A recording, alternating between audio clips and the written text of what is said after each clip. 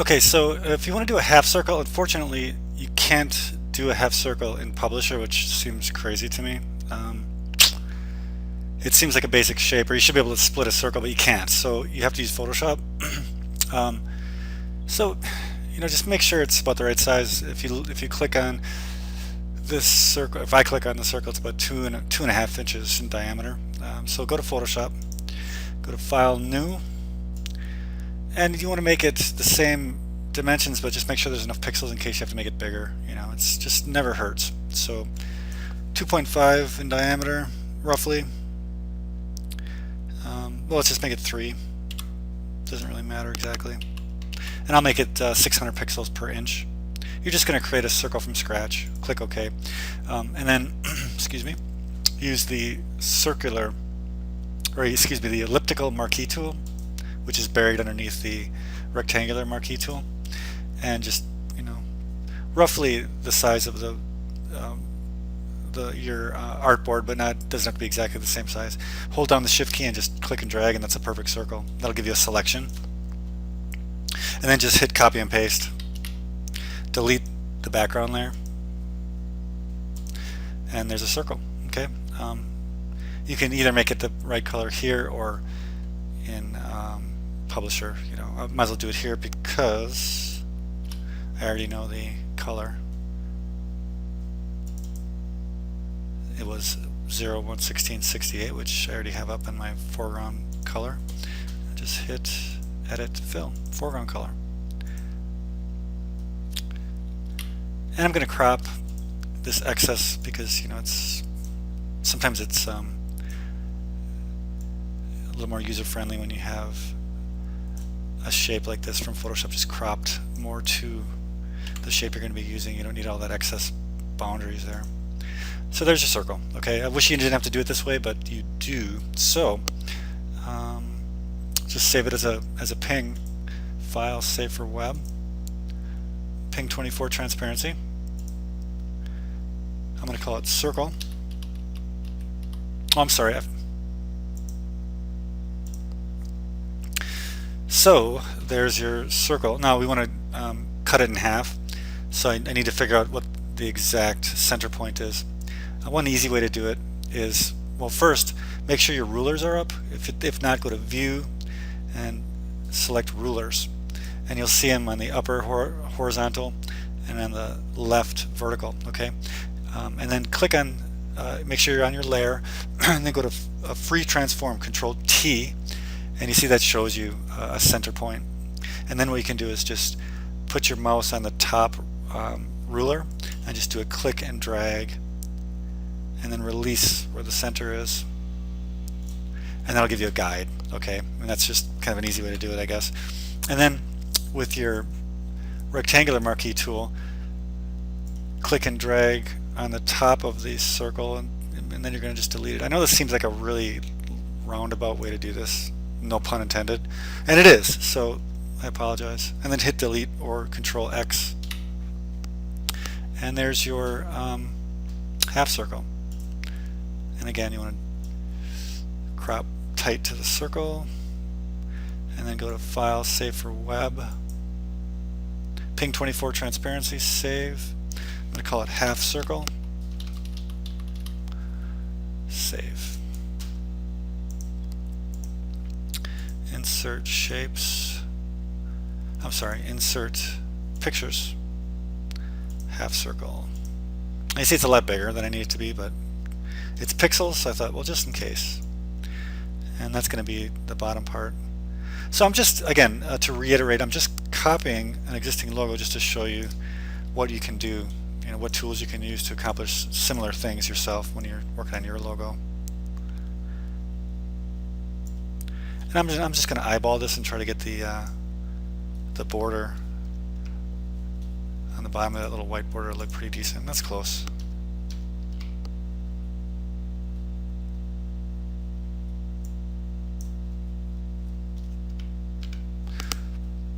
Okay, and then let's see, what else can we do? You probably will need to do these tapered lines. Go to Insert, Well, I think the way I would recommend doing it is in Photoshop. So let's just do that as well in Photoshop, okay? So I'm going to bring this one in just so we can see.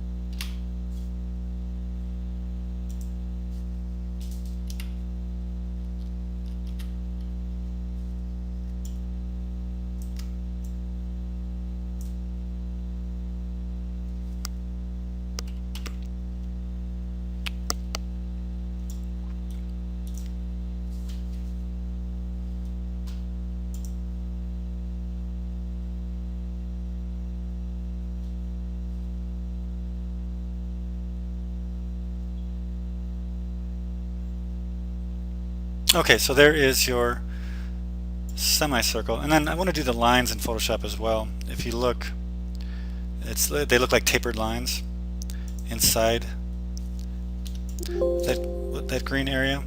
And I'm not going to take the time to do it exactly the way they do it, but I'm going to just show you how you can do that in Photoshop. I would probably use the rectangular marquee tool, and as soon as you click, that's going to create a new layer. And I would start outside of the circle because you're gonna trim off the excess in a minute. I'll show you.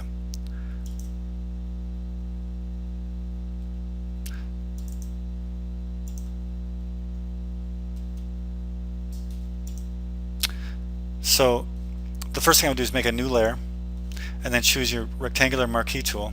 And when you start, and I'm just going to make simple shapes, little tapered shapes that look like tapered lines.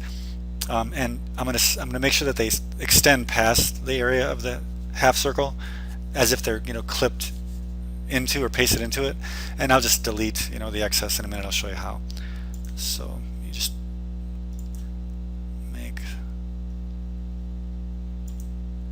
shapes like so. I'll probably make one like this and then go copy and paste. Oops, sorry. I had to click on the layer, which I am. And then I would just fill it with the color that's necessary. In this case, it looks like they're like a light version of that green, probably a transparent white over the green. I'll show you in a second. So if you click on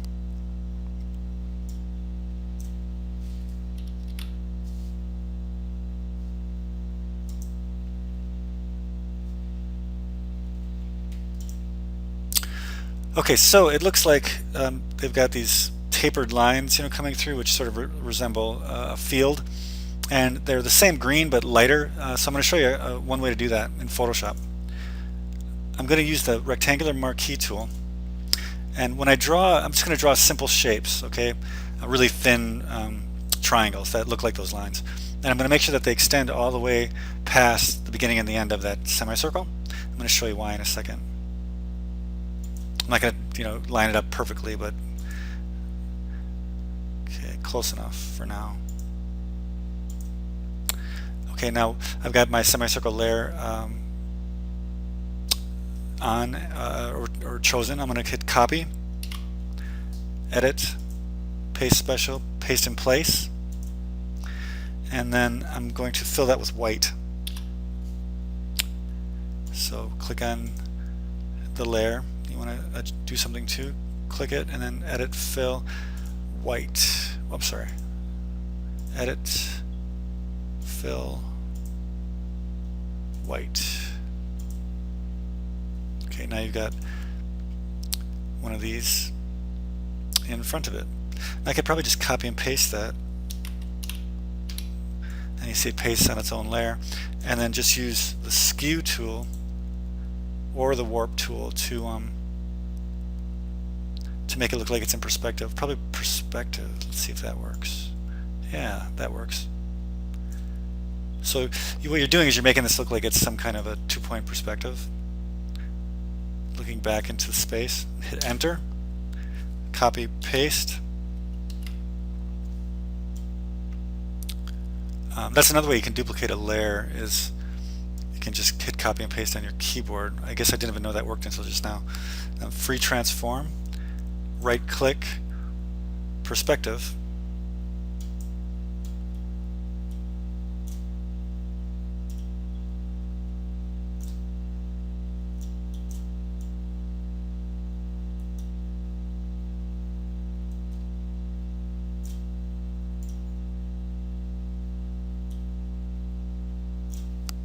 Hit enter, copy, paste,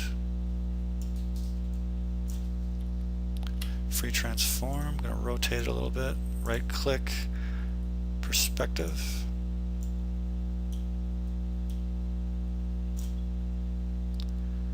Maybe it's going to probably look like it's thinner if it's back in space more.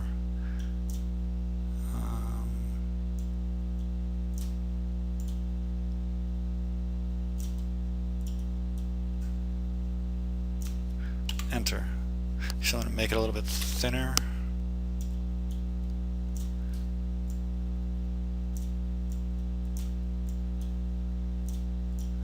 Good enough for now. I mean, I'm just trying to roughly show you how you can do that.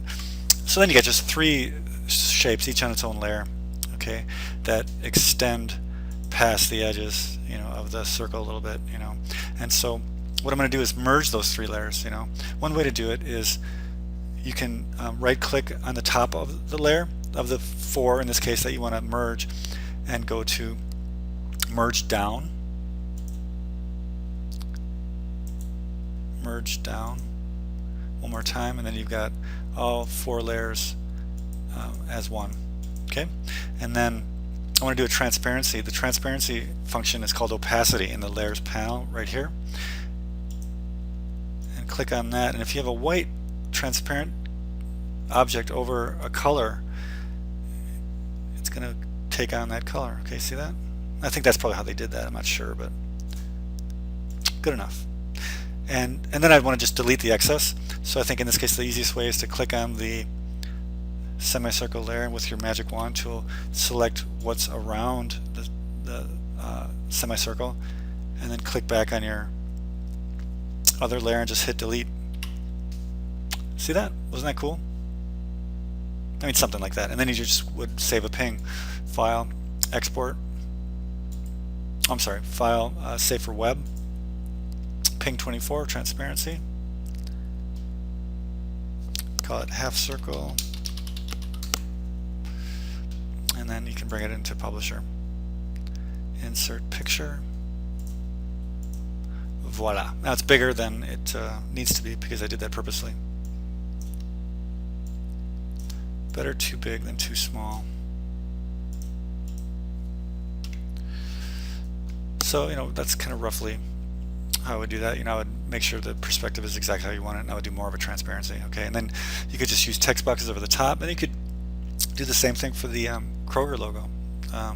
It's really just three oval shapes stacked and centered, and then text over the top. It's that simple. You know, keep it simple. All right.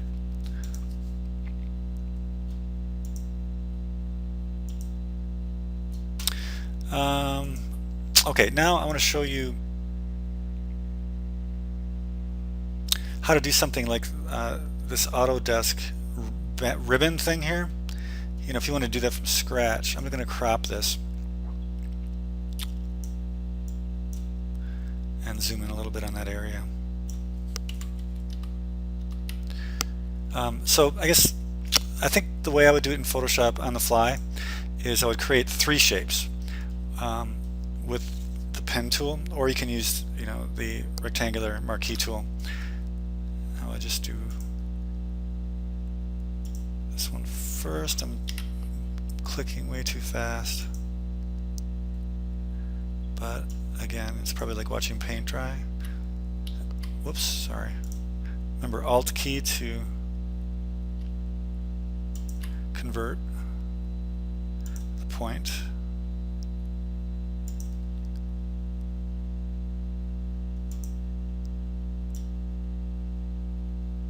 Okay, so that's the first shape. I'm going to double click on the path, hit OK. I'm going to double click my background layer as well. Okay, now I'm going to do a second shape, which is going to be this inside of the back part of the ribbon. This is kind of a weird way to do it. I mean, normally this would be done in Illustrator, but obviously we're not learning that, so we'll have to make do.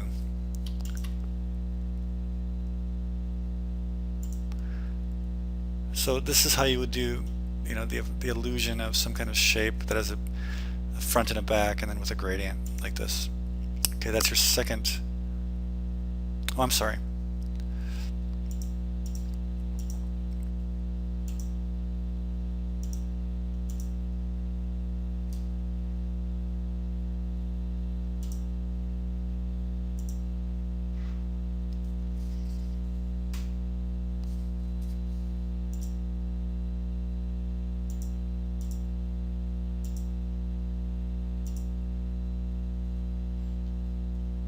Okay, now I want these three sections to be different paths. So if I was to just keep clicking, it would all become just one big path. Okay, and I don't want that. So what I want to do is go to your paths palette, and in the drop down just select new path. And now with your pen tool you can make a separate path.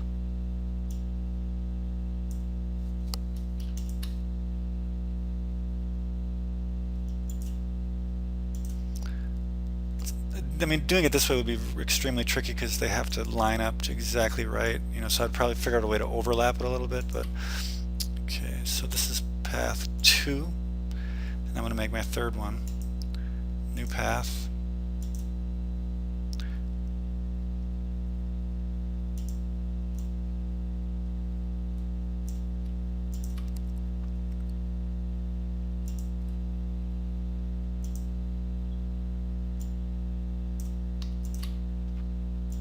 Okay, so I've got 3 paths now.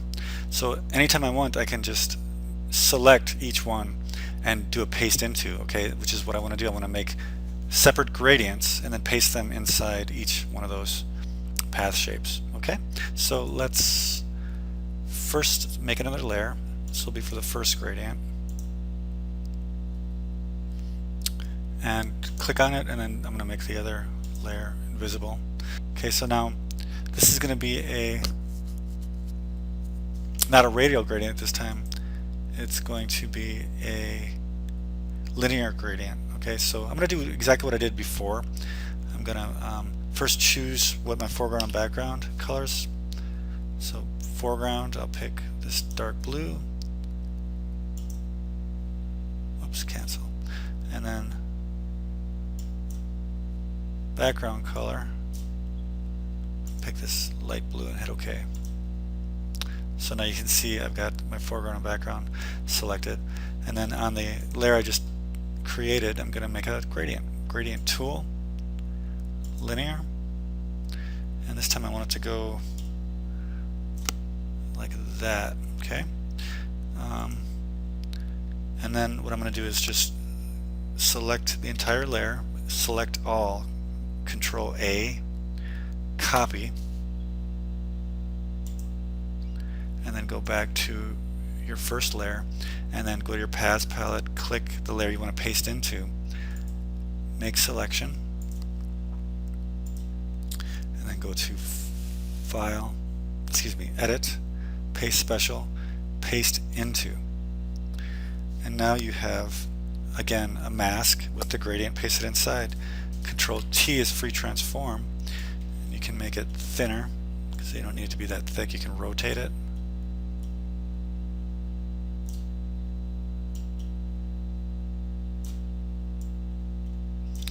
And in this case, because it's in perspective, I'm going to actually use free transform perspective to skew it a little bit First I'll start with perspective, see if that helps a little.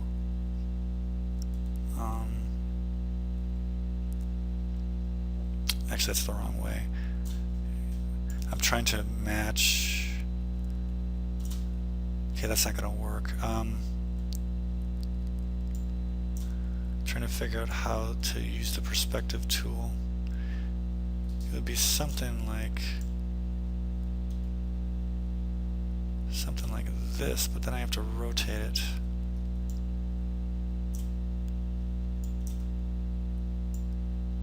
Even more.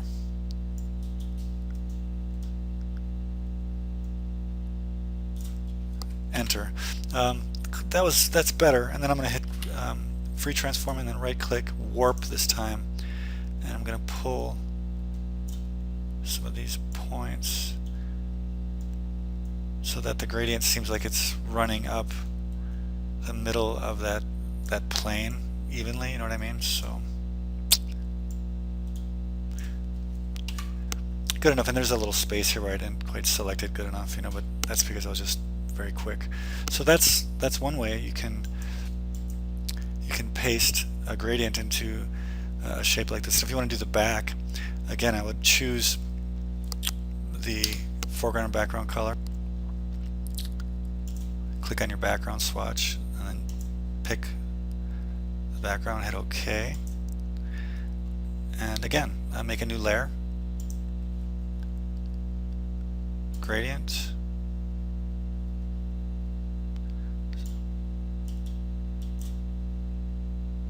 Control A, copy, go back to the layer you want to paste into, and then select that path in your paths palette, make selection,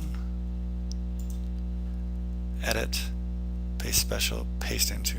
So I mean, I know that seems really complicated and there's a lot of steps, but think of it as you're making new layers to create separate gradients, okay?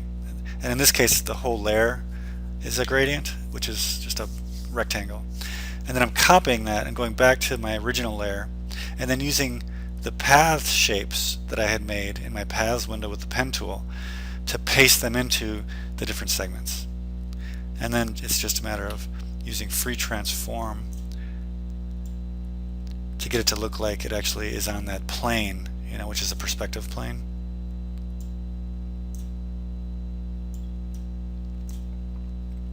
Right click, perspective. Perspective is confusing to me, at least sometimes. It doesn't always do what you think it should do. But in this case, it actually works pretty well. See that? Things seem to be lining up relatively accurately. You know, if the light was coming from the direction that I made it, it would actually be the other way, I think. But whatever, you can play around with that, you know, or I would continue to play around with that, I mean. And then lastly, I would do it one more time.